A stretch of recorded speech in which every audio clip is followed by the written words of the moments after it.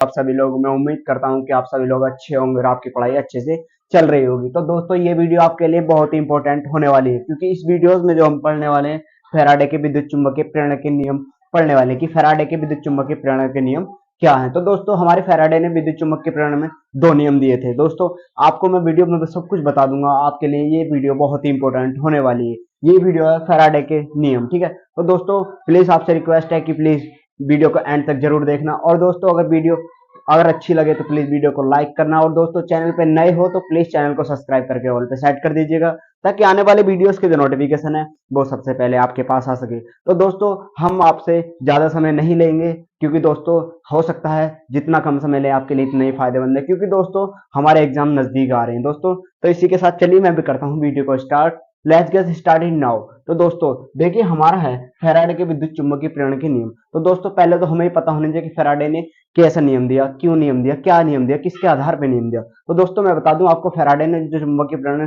का नियम दिया था वो हमारा विद्युत वाहक बल के आधार पर दिया था। तो दोस्तों मैं बता दूं आपको कि हमारा अगर किसी चालक में अगर विद्युत धारा प्रवाहित करते हैं तो उसके चारों तरफ क्या है, चुंबकीय क्षेत्र। क्या है, चुंबकीय क्षेत्र उत्पन्न हो जाता है। दोस्तों ये हमारे फैराडे ने बताया था, ठीक है। अगर हम क्या है किसी भी विद्युत में अगर उसके चारों तरफ अगर हमारा क्या विद्युत चुंबकीय मतलब चुंबकीय क्षेत्र नहीं होगा तो क्या उसमें विद्युत धारा प्रवाहित नहीं होगी। दोस्तों किसी चालक के चारों तरफ अगर चुंबकीय क्षेत्र है तो मान लीजिए विद्युत धारा प्रवाहित होगी, क्योंकि जब हमारी विद्युत धारा प्रवाहित होती है तो क्या चुंबकीय क्षेत्र उत्पन्न करती है ना। तो दोस्तों ऐसे ही इसी आधार पे हमारे फैराडे ने एक नियम दिया था, जो था विद्युत चुम्बकीय प्रेरण। तो दोस्तों ये जो था ये नियम बहुत ही अच्छा था। इसे हम कहते थे, इसे हम दूसरे नाम से जानते हैं न्यूमेना नियम। इसे हम न्यूमेना नियम के नाम से भी जानते हैं ना।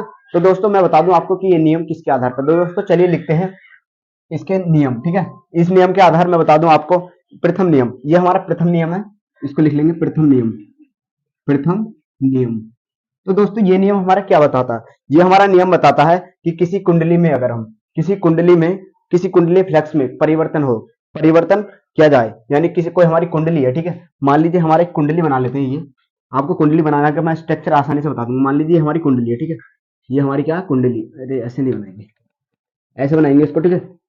मैं आपको बता दूं ये हमारी कुंडली है, ठीक है। इसमें क्या बैटरी लग रही है, ये हमारी बैटरी लग रही है, और ये क्या है, धारा प्रवाहित हो रही है, ठीक है। ये क्या धारा, ये कुंडली है, ठीक है। और ये क्या था हमारा चुंबकीय क्षेत्र, ये हमारे चुंबकीय क्षेत्र बना देते हैं। ये नॉर्थ, ये हमारा चुंबकीय क्षेत्र है, ठीक है। क्या है ये चुंबकीय क्षेत्र, जब इसमें धारा प्रवाहित हो रही है तो क्या हो गई चुंबकीय क्षेत्र, ठीक है। हमारे जो फैराडे थे उन्होंने ये नियम बताया था कि अगर किसी चुंबक मतलब किसी चालक में हम क्या विद्युत धारा प्रवाहित करें तो उसके चारों तरफ क्या हो जाता है, चुंबकीय क्षेत्र उत्पन्न हो जाता है। और अगर चुंबकीय क्षेत्र उत्पन्न हो जाता है तो क्या उसके उसमें क्या विद्युत वाहक बल उत्पन्न हो जाता है, ठीक है।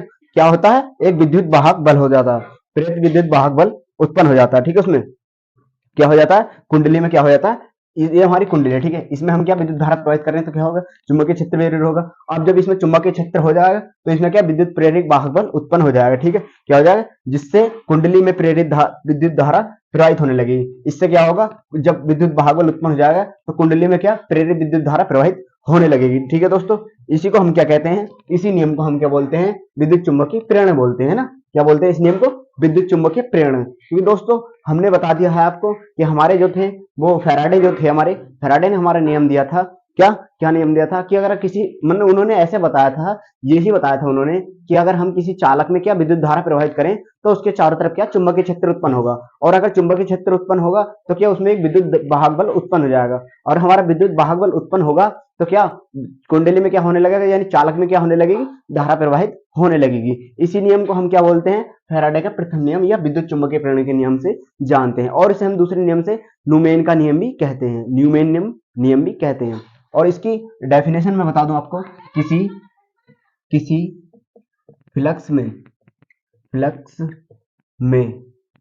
परिवर्तन परिवर्तन करने पर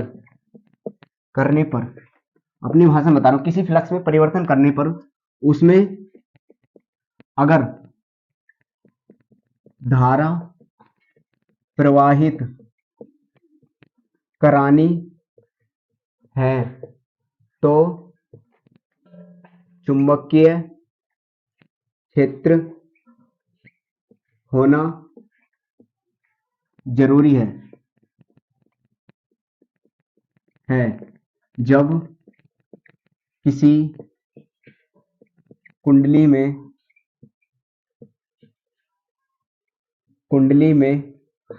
धारा प्रवाहित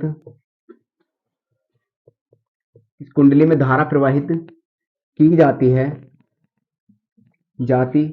है तो उसके चारों तरफ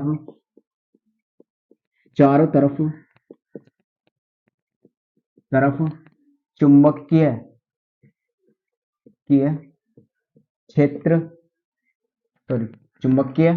क्षेत्र उत्पन्न होता है। इसे हम क्या विद्युत वाहक बल, ये क्या लिख दिया, हाँ, किसी फ्लक्स में परिवर्तन करने पर उसे अगर धारा प्रवाहित उसमें अगर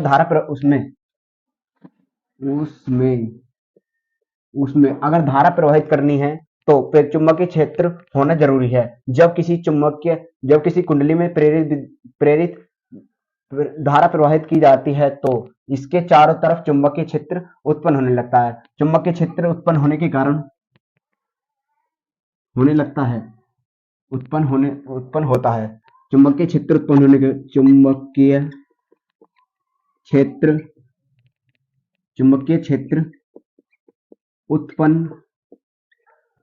होने के कारण इसमें विद्युत वाहक बल उत्पन्न हो जाता है, जिससे कुंडली में आसानी से धारा प्रवाहित होने लगती है। इसे हम क्या बोलते हैं? इसे हम विद्युत चुम्बकीय प्रेरण के नाम से जानते हैं और हम इसे न्यूमेना के नाम से भी जानते हैं। तो दोस्तों, हमने लिख दिया है कि विद्युत चुम्बकीय प्रेरण क्या होता है। किसी फ्लक्स में परिवर्तन करना है तो उसमें अगर उसमें धारा प्रवाहित करनी है तो क्या होगा? चुंबकीय क्षेत्र होना जरूरी है। जब किसी चुंबकीय कुंडली में धारा प्रवाहित की जाती है तो उसके चारों तरफ चुंबकीय क्षेत्र उत्पन्न होता है। चुंबकीय क्षेत्र उत्पन्न होने के कारण हम इसमें विद्युत वाहक बल उत्पन्न हो जाता है, जिससे कुंडली में आसानी से धारा प्रवाहित होने लगती है। इसे हम विद्युत चुम्बकीय प्रेरण के नाम से जानते हैं और हम इसे न्यूमैन के नाम से भी जानते हैं। तो दोस्तों, ये हमारा पहला नियम था। और दोस्तों, हमारा दूसरा नियम इसका है, द्वितीय नियम भी बहुत है, स्व प्रेरण दूसरा नियम है इसका। तो दोस्तों, इसका जो नियम है बहुत ही इंपॉर्टेंट है। तो दोस्तों, आपसे रिक्वेस्ट है कि प्लीज अगला नियम भी जरूर देखें, क्योंकि अगली वीडियोस में हम इसका द्वितीय नियम लेकर आएंगे। ठीक है दोस्तों, तो आज के लिए हम यहीं पे वीडियो को समाप्त करते हैं। तो दोस्तों, ज्यादा बड़ा नहीं है, छोटा सा है। दोस्तों, आप प्लीज